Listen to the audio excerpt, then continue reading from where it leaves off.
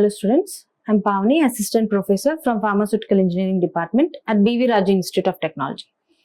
In today's lecture, I am going to discuss about biosynthesis of cholesterol. Cholesterol is a kind of fatty acid which contains more than 20 carbon atoms in its structure. So cholesterol is synthesized in the body, so we call it as biosynthesis of cholesterol, as well as cholesterol is also taken through the dietary sources.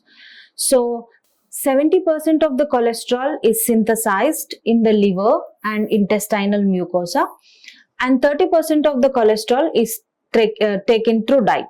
Coming to the structure of cholesterol, it contains 4 rings, out of which 3 rings contains 6 carbon atoms. These 3 rings contain 6 carbon atoms in their structure, and one of the ring contain 5 carbon atoms in its structure. We call this as steroid moiety, where this is the basic steroid which also gets converted into progesterone, other sex hormones such as progesterone, estrogen. All these hormones contains this basic steroid moiety. As we discussed, cholesterol is biosynthesized in the body, in liver as well as in the intestinal mucosa, especially in the endoplasmic reticulum of the liver cells as well as intestinal mucosal cells.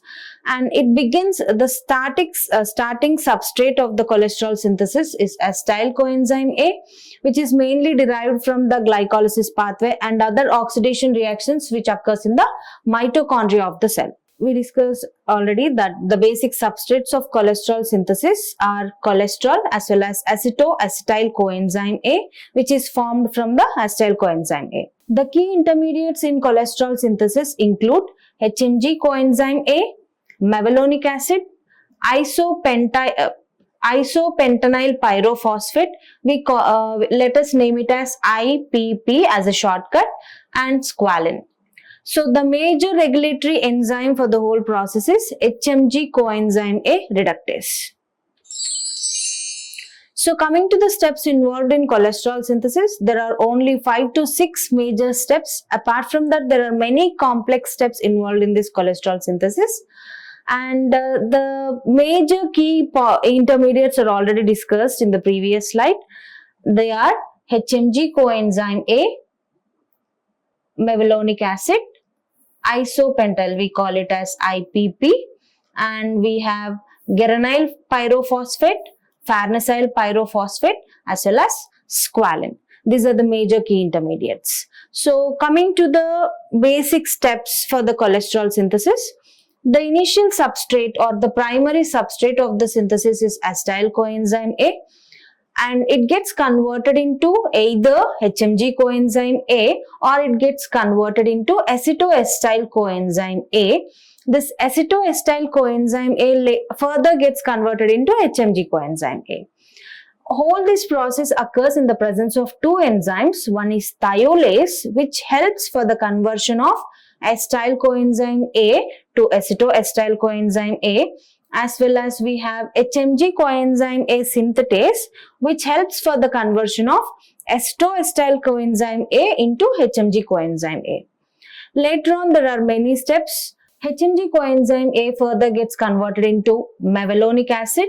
This mevalonic acid further gets converted into IPP by 2 processes. In the first process, it utilizes ATP phosphate and gets converted into mevalonate 5-phosphate. Then the further step is kinase, where it gets converted into it rearranges into mevalonate 5-pyrophosphate.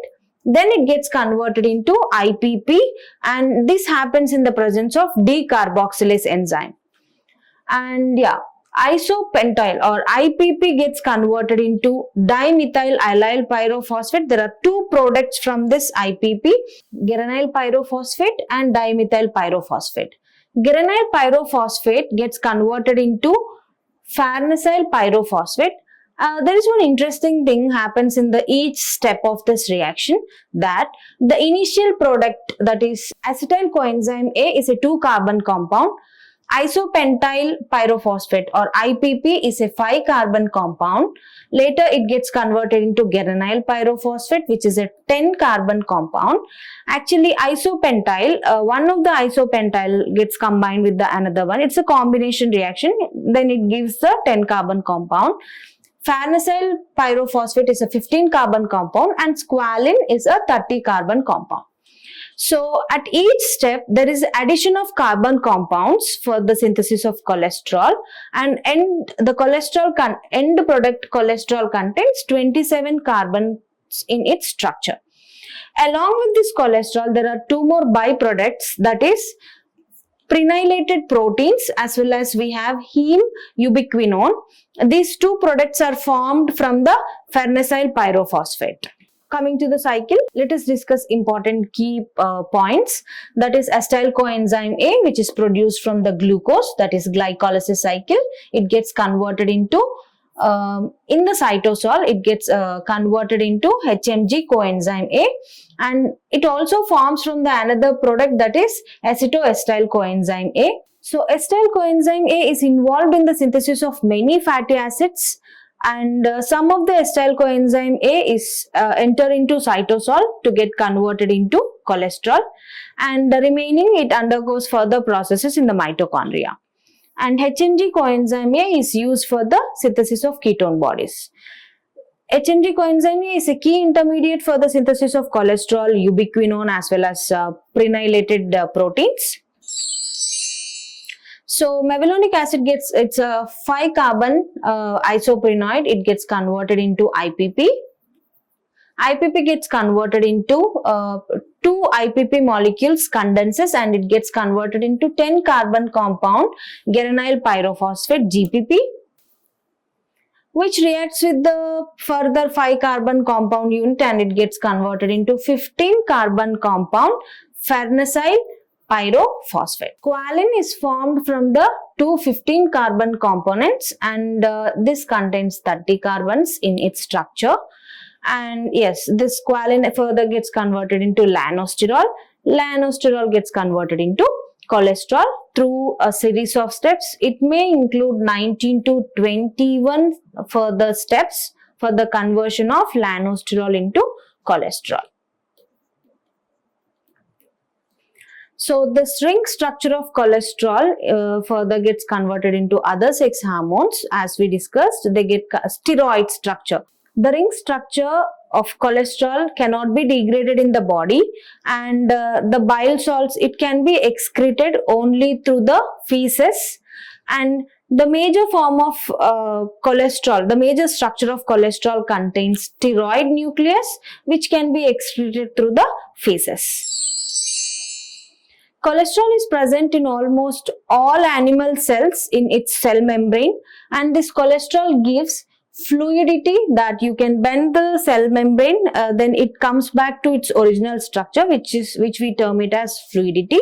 The fluidity of the cell membrane is due to the presence of cholesterol in its structure. All the animal cells contain cholesterol, and this allows the animal cell to so that it can change the original structure of the cell membrane. Cholesterol is a precursor molecule for the synthesis of vitamin D, and it is also called as 1,25-dihydroxycholecalciferol. As you know, vitamin D3 is used for the strengthening of bone as well as teeth, and cholesterol can be stored in the tissues in the form of cholesterol esters, and it is also present in the endocrine tissues in the form of steroid hormones such as progesterone, testosterone, as well as estrogen. Thank you. Like, share and subscribe. Hit the bell icon for more updates.